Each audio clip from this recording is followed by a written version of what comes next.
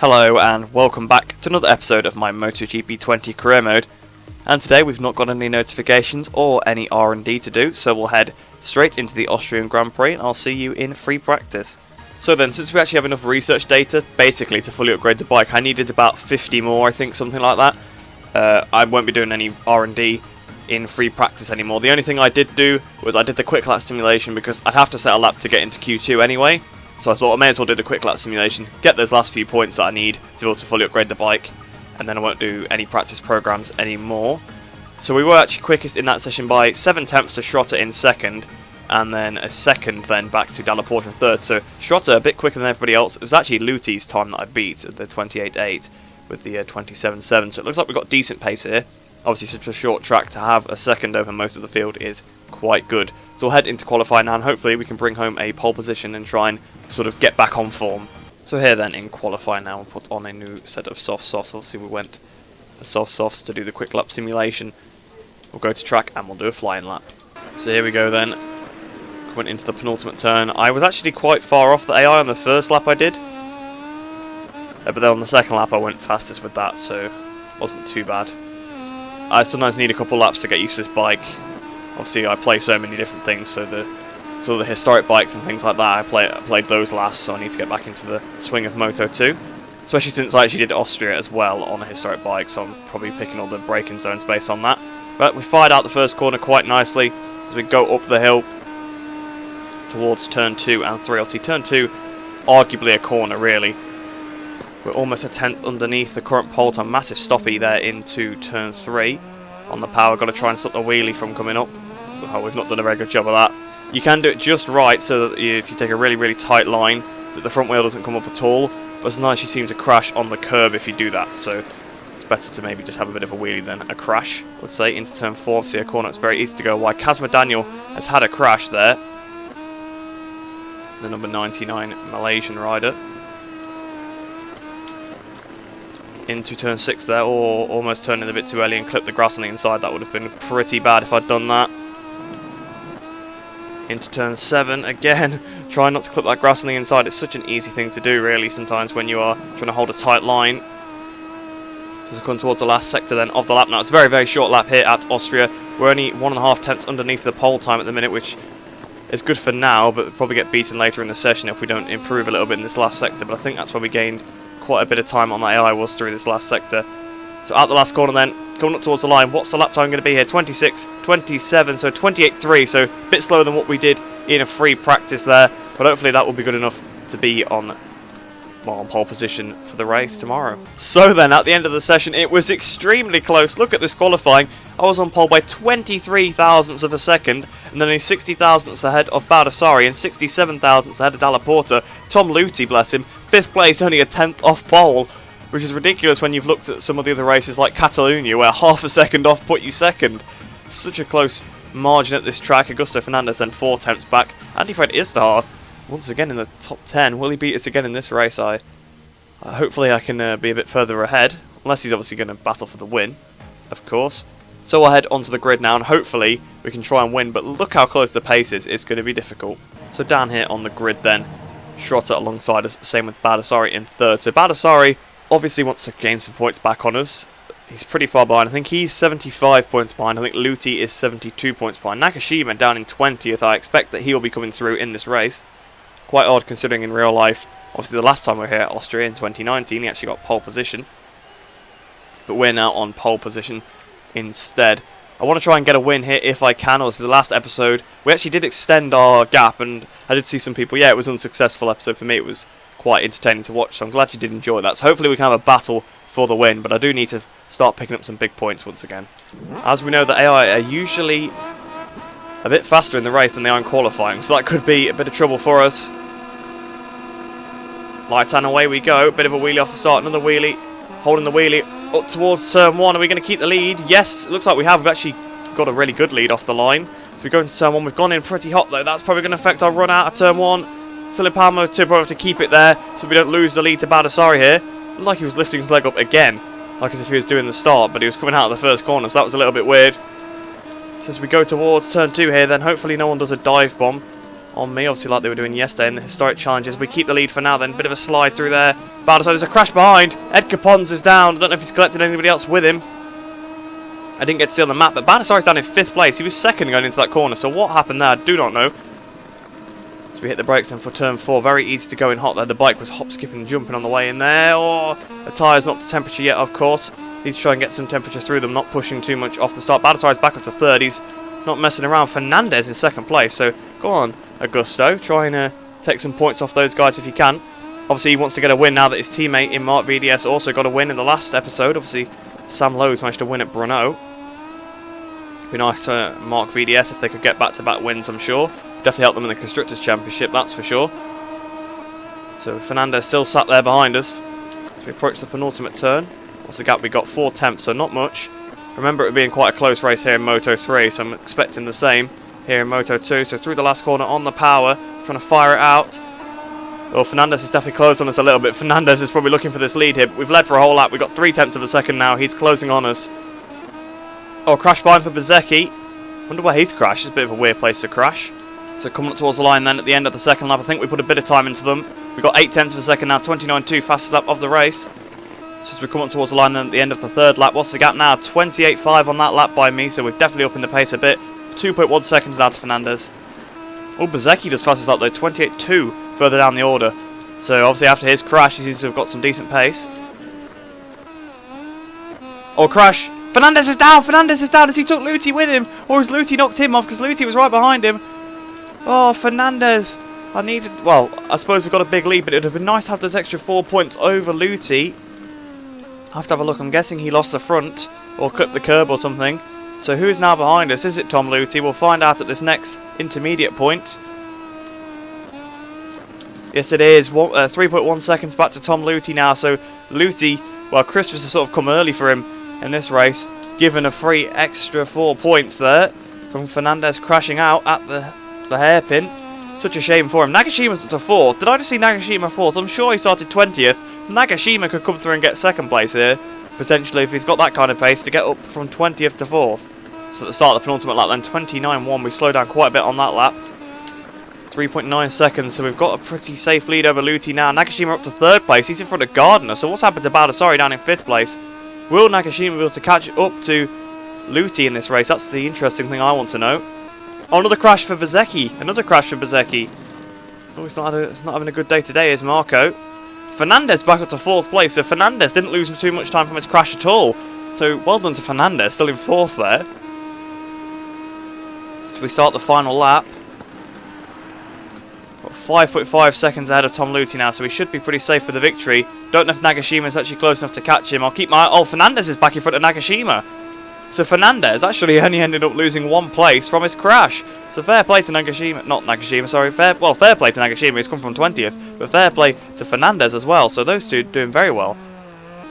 Was a crash. Baldassarri! Baldassarri's crashed on the last lap here. That's pretty big for the championship. And Dalla Porta as well.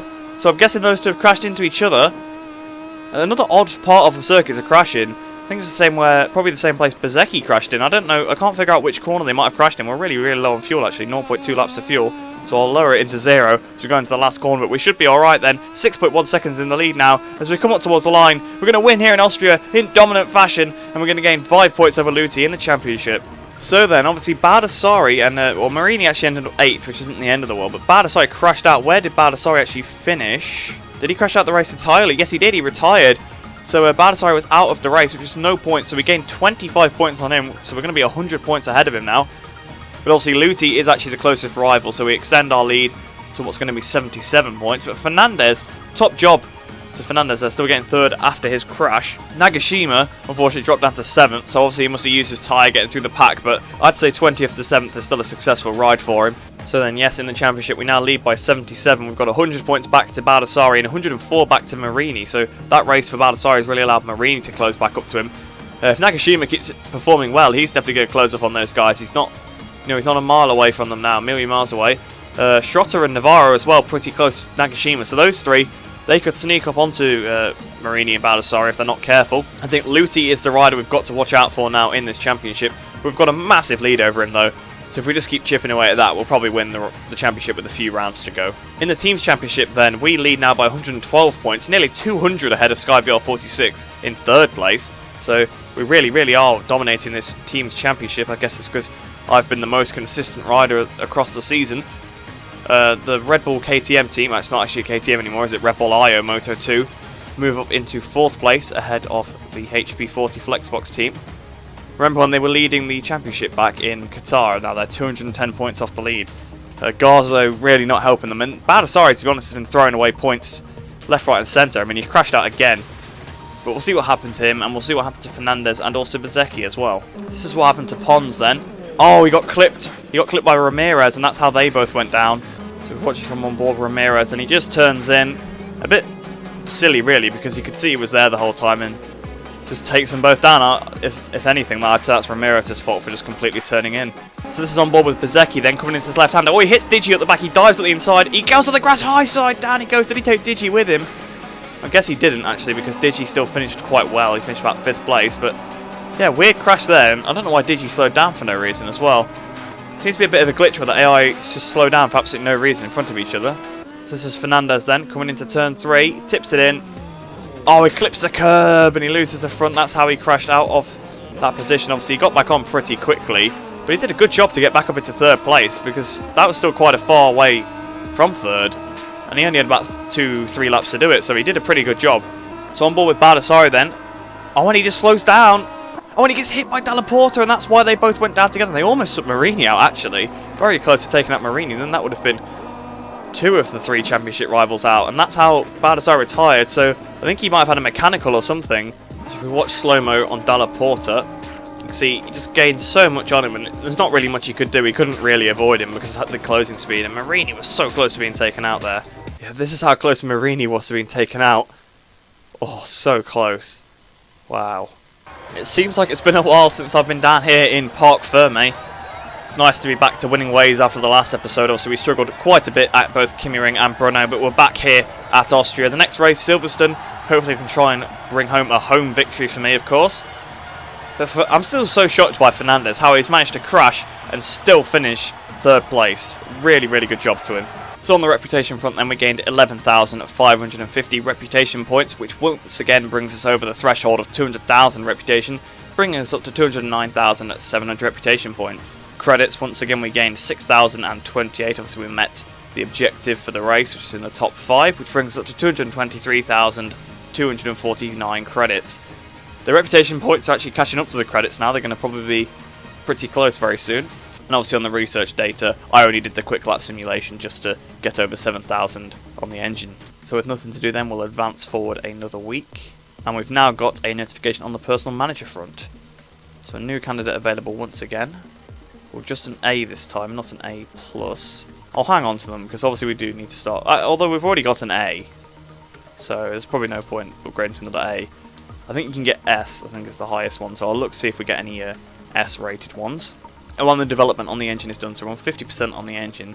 So if we actually just make sure that we have got enough. Yeah, 7,000 was what we needed, wasn't it? 3,000, and these obviously make 4,000 together, so yes. So what should we go for? Should we go for the enhanced extension, whatever that means, or fuel consumption reduction? I think I'll go for the fuel consumption reduction, so we'll upgrade that part. Oh, they're already assigned this area, so it's going to take 6 weeks, even with all the staff on here. Wow, that is quite shocking, actually. So it's going to take a long time to upgrade that part of the engine. So then, with nothing further to do, we'll head into the British Grand Prix now, and I'll see you after I've done my lap in free practice. So at the end of that free practice session then, we were actually second on the timesheets, 8 thousandths away from Marcel Schrotter, who managed to beat our time. If you look, once again, we're very close up, 57 thousandths, Baldassarri is back, 69 thousandths, Dalla Porta's back, and Luthi in 5th there, 3/10 off, and then Gardner 6/10 off, so some weird gaps there, like sort of a bit jumbled up. So we'll head into qualifying now, and hopefully we can try and get another pole position here. But I'm not too sure of my pace. I'm quicker in the 1st sector and the 3rd sector, but I think they are quicker in the 2nd and 4th, so it could be quite interesting.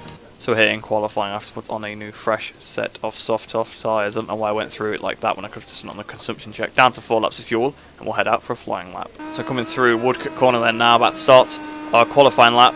Now here at Silverstone, I really want to try and get the win, because I want to gain some more points over Luthi if I can. Obviously, as of late, he has been by far the strongest AI.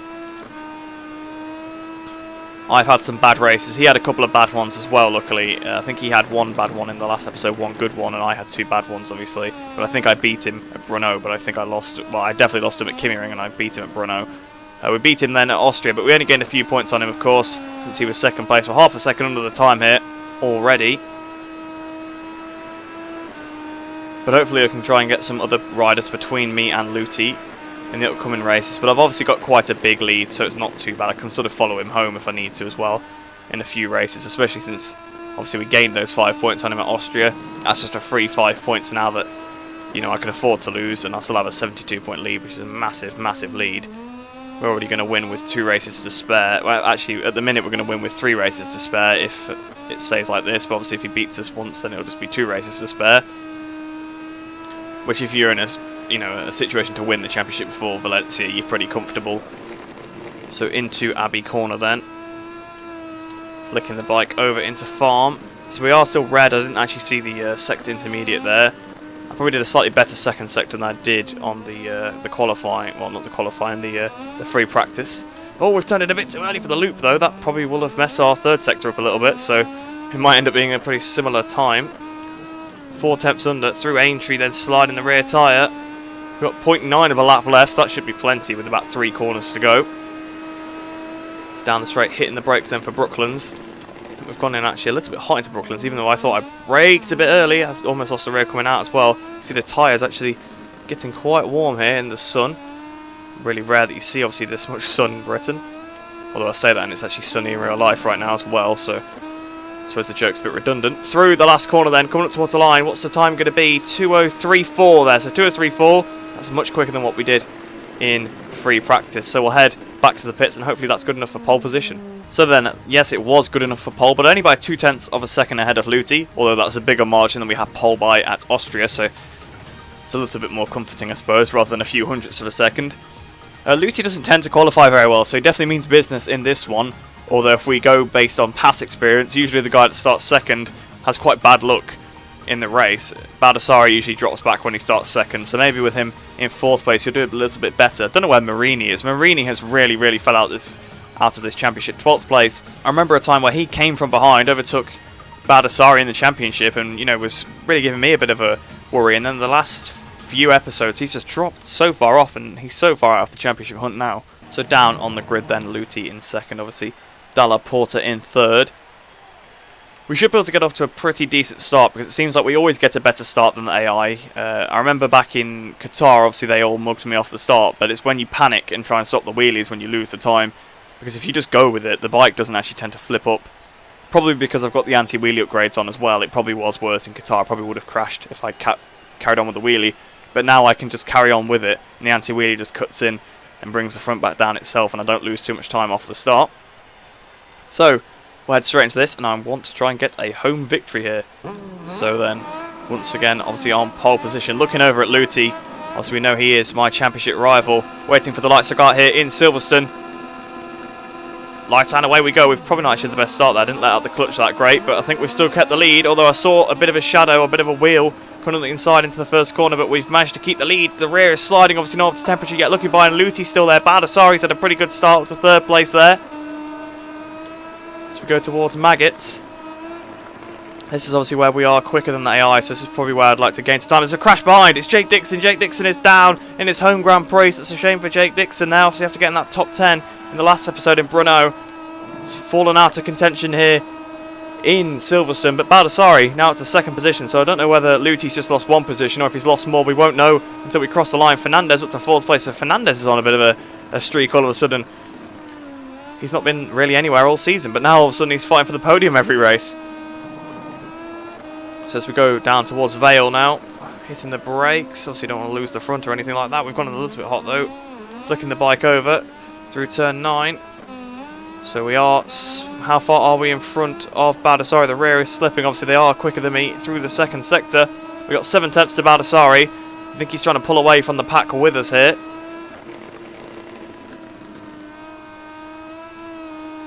Ran a little bit wide through Farm. We're actually probably going to have lost quite a bit from doing that. Baldassarri's probably all over the back of us now. as we go into Village now. I've turned it too early for Village. I've picked up a penalty. Fair enough. 2/10 penalty now, so we've got to contest with that for the rest of the race as well. But Baldassarri's all over the back of me. Baldassarri's probably going to pass me here if I'm not careful. So we've still got 2/10 of a second lead. But he's absolutely gapped everyone behind. Look how far he is in front of them now. So whether he'll be running out of tyre, I don't know. The AI do sometimes do this, of course. They go really aggressively off the start because they're on softs or something like that. I don't know what tyre choice he's on because I didn't look. Oh, he's all over the back of us though. He's probably going to pass us here into Luffield corner because I've gone a little bit wide. I'd like to come back for a later apex. Yes, he has. He's come underneath us through Luffield. So Baldassarri hits the front here in Silverstone.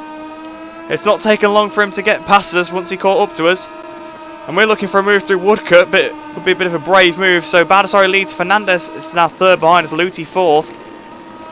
So I want to try and get that past Baldassarri if I can. Through Maggots. Through turn 3. We've got the run. Around the outside of Baldassarri. We're hanging it around the outside. He squeezes us towards the inside of the next corner. That's probably put us both off the line. And he's still trying to hang it around the outside, which has definitely held him up there. That's allowed Fernandez to gain probably a massive amount of time on us. And we're going to lose a massive amount of speed on this straight here.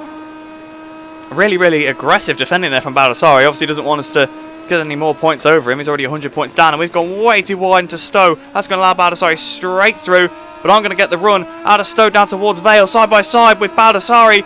Actually having a bit of a battle for the lead for once, hitting the brakes into Vale now. Can I try and pinch him towards the apex? Yes, I think we have. We've successfully kept him behind for now. Oh, there's a crash. Baldassarri's down. Baldassarri's down again. Lorenzo Baldassarri chucks away another, well, it might not even be 25 this time, judging by the pace he had, but he was obviously pushing over the limit there, and Luthi's now up to second. Everyone keeps gifting Luthi these second places. I think he might have held up Fernandez when he crashed, but Baldassarri throws away another bout of points here in Silverstone. So over the line then at the end of that lap, we've got a second to Luthi behind us, through Woodcut then, about to start the penultimate lap. Lowe's up to 10th place, so another good race for Lowe's here. 1.4 seconds, we do 2:03.7 on that lap, fast lap of the race. So here we go, about to start the final lap. Luthi has caught right up to us because I'm trying to save fuel and my tyre is absolutely gone. I made the wrong choice there. 2:03.6 there for Tom Luthi, fastest lap of the race. As we go towards Copse Corner, Schrotter does the fastest lap as well, 2:03.2. So we're going to have to try and keep the lead if we can, but we've got the penalty of course, and I think that might be the deciding factor here. Oh, Luthi's right behind us. Schrotter's caught right to Luthi as well, so hopefully Schrotter will actually attack his teammate, but I'm guessing he won't. We'll see a bit. Oh, he actually has! Schrotter's gone past Luthi! What's going on in the Intact GP team? The rider that has the opportunity to win the championship is being overtaken by the one that doesn't. Schrotter and Luthi side by side as we go towards Brooklands now. Hitting the brakes for Brooklands. Oh, Luthi sent it on the inside. I'm hanging it around the outside of Tom Luthi. We're going to have to sit him up into Luffield here, and Schrotter tries to go on the inside of me as well through Luffield. I can't get the power down through Luffield. Go! Out to Luffield we go. Luthi, oh no, it's Luthi and Schrotter both hung it around the outside of us. Schrotter is going to win the race, I think. No, Luthi's going to win it, or is it Schrotter? Who's going to win out of those two? It was Luthi. Luthi won the race ahead of Schrotter apparently, although they were dead heat over the line. I think Schrotter was actually in front. But Luthi's been awarded the win, so that gives him the extra few points. Schrotter almost took the win off his teammate there. I ended up in third after all that. I really picked the wrong tyre. I picked the wrong tyre straight up. It was my mistake. I should have gone for the hard tyre on the rear, but I thought the medium worked very well at Austria. If anything, it was a little cold. And I wasn't thinking there was going to be any overheating issues in Britain, that's for sure. But we just lose out on the victory there by, well, not by that much. Obviously, the penalty makes it look like it was more. I knew when we were coming through the last corner it was very, very unlikely that I would be able to win, but I managed to fend them off for the whole lap, so I thought perhaps I had a chance, but I just couldn't get the power down. And Marini ended up in 4th place then, so not bad for Marini, but Baldassarri once again chucks away. He's only chucked away 16 points this time, but he actually is out of the race. Same with Dixon, obviously the only 2 crashers in the race. So Marini now moves ahead of Baldassarri in the championship, and Schrotter's only 7 points off Baldassarri now, so Baldassarri's championship has really, really took a tumble in the last few races. Luthi is now only 68 points behind us, so we definitely need to start trying to improve on these performances, start trying to win week in, week out here. Obviously 68 points, still a big lead, but I'd like to maybe try and get it up to 75 if I can, have that 3 race wins worth of points in the lead. Obviously since they got a 1-2, the Intact GP boys are now only 93 points behind us, so that's actually quite a big chunk of points to take out of us there. The Flexbox HP40 actually moved back ahead of Red Bull IO Moto 2, even with Baldassarri's crash there, so Garzo must have beaten Nagashima and Martin then in that race to a few points. So on board with Baldassarri then, he tips it in to this corner. Oh, he gets on the curb and he just crashes. That's it. Down goes his mistake this time. Obviously, last time, oh, a very weird crash, and that was him retiring from the race. Then it's just put us on board with, I think it's Manzi. Bit disappointing that we couldn't win here at home, and obviously we lost 9 points to Luthi. That's what I'm more annoyed about. They were losing points to Luthi. We've lost 4 points to him overall in this episode, but it's not a massive amount, I suppose. But I don't want that to continue, of course. We've got a pretty big lead, so yeah, 4 points over 2 races is really not a lot to take out of me, I suppose. So it's not the end of the world. So then, on the reputation front, we gained 10,150 reputation points, which brings us up to 219,850. And credits, we gained 6,028. So we have a notification on the technical stuff management front here then. I'm guessing non-name, non-surname, another applicant from them. Oh, so very, very good aerodynamicist there, but very, very poor on all the other areas. I need to probably start shifting through some of these, so I don't really want that because of how bad they are on some of the other areas. I think this one is the best one here. I need to have a look, obviously, which area my data analyst I'm saving for has got. So good engine, not so good on the electronics, so I probably want the electronics guy. So this one. So that is the end then of this episode.